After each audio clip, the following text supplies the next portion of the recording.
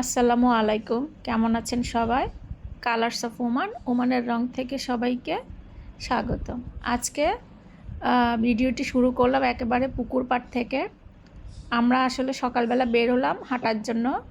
তো হাঁটতে যাওয়ার সময় দেখলাম পুকুরে বসে একটা বিড়াল পানি খাচ্ছিল। তো সেটা একটু ভিডিও করে নিলাম আমার বাচ্চাদেরকে দেখানোর জন্য, কারণ তারা তো ঘুমাচ্ছে। তো আমরা দুজন হাঁটতে বের হয়ে গেলাম। তো আজকে চিন্তা করলাম কোন দিকে যাব। পূর্ব দিকে যাওয়া হয়ে গেছে, পশ্চিমে যাওয়া হয়ে গিয়েছে, দক্ষিণও যাওয়া হয়ে গিয়েছে, এখন বাকি শুধু উত্তর দিক। তাই আজকে উত্তরপাড়া ঘুরতে গেলাম।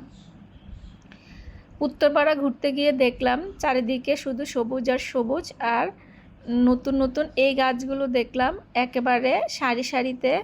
খুবই সুন্দর লাগলো।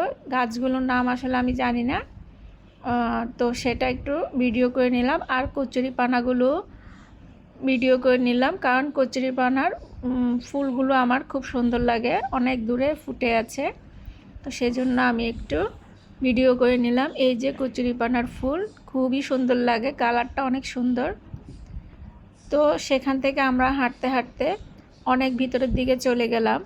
তো যেতে যেতে আমরা দেখলাম কিছু বাচ্চারা সকালবেলা তারা রোদ পোহাতে বের হয়েছে। তো তাদের সাথে কিছুক্ষণ কথা বললাম, জিজ্ঞাসা করলাম তারা কি পড়ে, এখানে কোথায় বাড়ি, কি অবস্থা সেগুলো। এই যে অনেক দূরে কচুরিপানা দেখা যাচ্ছে, সেগুলো একটু রেকর্ড করে নিলাম, কারণ কচুরিপানা ফুলটা আমার খুবই ভালো লাগে। হয়তো অনেকে বলবে কচুরিপানা ফুল আবার পছন্দ হয় নাকি, সেটার জন্য না, এটার রঙটা আমার খুব ভালো লাগে সেটাই। তো চারিদিকে আমি ভিডিও করছি। এখানে সিম গাছও লাগানো হয়েছে। আমাদের এলাকায় সিম গাছগুলো এভাবেই লাগানো হয়, একটা কাঠি দিয়ে জাস্ট দাঁড়া করিয়ে দেয়, এটাই। তো আমরা হাঁটতে হাঁটতে যাচ্ছি। তো আমার আর একটা পুরনো ঘর দেখলাম, এটা নাকি ওদের মাদ্রাসা। সকালবেলা এখানে বাচ্চারা আরবি শিখে। তো আমরা হাঁটতে হাঁটতে আবার সামনের দিকে যাচ্ছি, দেখলাম এখানে সারি সারি তাল গাছ লাগানো আছে। আসলে এই উত্তরপাড়ার যেটা দেখলাম সেখানে হলো একই রকম গাছ সারি সারিভাবে লাগানো থাকে। তো সেটাই খেয়াল করলাম। আর রাস্তাগুলো অনেক সুন্দর ছিল, বড় একটা দিঘিও ছিল। তো আমরা হাঁটতে হাঁটতে অনেক দূর চলে গেলাম। আসলে গ্রামের বাড়িতে সকালবেলা হাঁটতে খুবই ভালো লাগে। সেটা এখানে প্রবাসে আসলে আমার ভাল লাগে না। সকালবেলা আমরা যদি ভোর 5টা বাজেও বেরোয়ে হাঁটি, তারপরেও এখানে গরম অনেক বেশি থাকে, যার কারণে এখানে হাঁটার কোনো স্কোপই নেই। তো সেজন্য বাড়িতে যতদিনই ছিলাম সকালবেলা আমরা হাঁটতে বের হয়েছি, খুবই ভালো লেগেছিল। তো আমি তখন বললাম যে বিদেশে যখন আমরা হাঁটতে বের হই তখন অল্প হাঁটলেই আমরা একেবারে গরমে অতিষ্ঠ হয়ে পড়ি, কিন্তু এখানে গ্রামের বাড়িতে আসলে চারিদিকে সবুজ থাকার কারণে সব কিছু ঠান্ডা ঠান্ডা ছিল। আর এখন যেহেতু শীতকাল, ওয়েদারটা তো খুবই ভালো ছিল। আর আমি যেহেতু গরমের দেশে থাকি, আসলে এখানে হাঁটার কোনো সুযোগই নেই। তবে এখানে নভেম্বর মাসের শেষে, ডিসেম্বর জানুয়ারি, এই 2 মাস রাতের বেলা ওয়েদারটা খুব ভালো থাকে, তখন আমরা একটু হাঁটাহাঁটি করি। না হলে আর অন্য সময় আসলে বের হওয়া যায় না। আর এখানে গরমের অবস্থা বেশি হলেও কোনো সমস্যা নেই, কারণ ঘরে এসি, ঘর থেকে বের হয়ে গাড়িতে এসি, গাড়ি থেকে বের হয়ে আবার যে প্রতিষ্ঠানে যাওয়া হয় কিংবা শপিং মলে যাওয়া হয় কিংবা যেখানেই যাওয়া হোক না কেন, সেখানেই এসি, যার কারণে এখানে তেমন একটা গরম লাগে না। আর এখানে তেমন মানুষ হাঁটাহাঁটিও করে না, কিন্তু যারা বাগানে কাজ করে তাদের অনেক কষ্ট করতে হয়। তবে তখন জুন জুলাই এই 2 মাস অনেক বেশি গরম থাকে, তখন কাজ বন্ধ থাকে, বন্ধ করে রাখতে বলে সরকার। তো আমাদের হাঁটাহাঁটিও মোটামুটি শেষের দিকে। আমরা হাঁটতে হাঁটতে আবার বাড়ির দিকে ফেরত আসলাম। তো বাচ্চাদের বাবা সাদা ক্যাপ পরে, মানে সে 2 দুয়ারি ছবির মতো হাঁটতেছে আর বলতেছে মাথায় পরেছি সাদা ক্যাপ, সেটা পরেই সে রাউন্ড দিচ্ছে আর আমাকে বলল ভিডিও করে নিতে। তো এই যে আসার পথে দেখলাম আমার শ্বশুর মাছ ধরছে তার নাতনিদের জন্য বড়শি দিয়ে, তো সেটা একটু রেকর্ড করে নিলাম।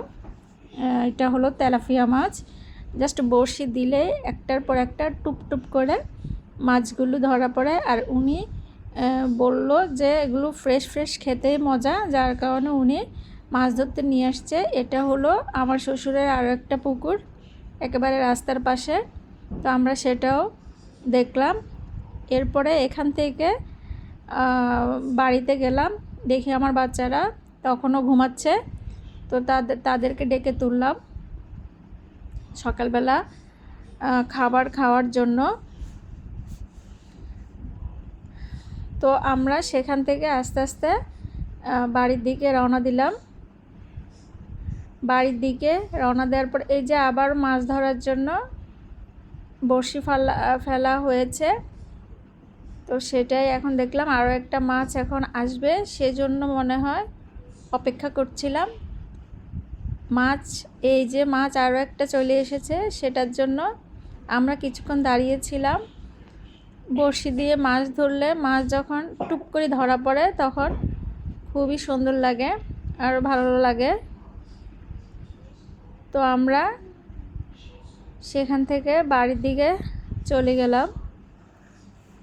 বাড়িতে গিয়ে দেখি আমাদের ফুপু, আমরা ওনাকে ফুপু বলেই ডাকি, উনি খোলা পিঠা বানাচ্ছেন। তো উনি বলল তাড়াতাড়ি বসে পড়ো, গরম গরম খোলা পিঠা খেতে হয়।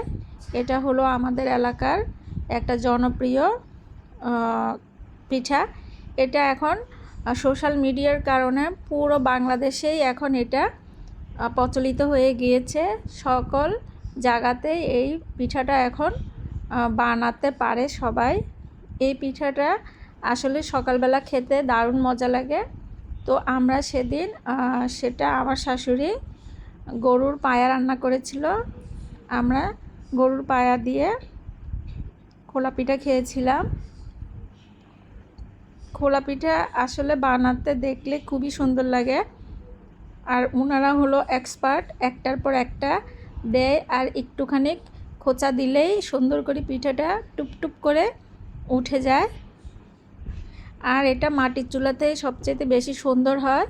গ্যাসের চুলা তো সুন্দর হয়, তবে মাটির চুলাতে বেশি সুন্দর হয়, যার কারণ হলো এখানে আগুনটা বেশি মাত্রায় মনে হয় লাগে সম্ভবত, যার কারণে মাটির চুলাতে যেরকম বানানো হয় গ্যাসের চুলাতে কিন্তু সে ওরকম হয় না।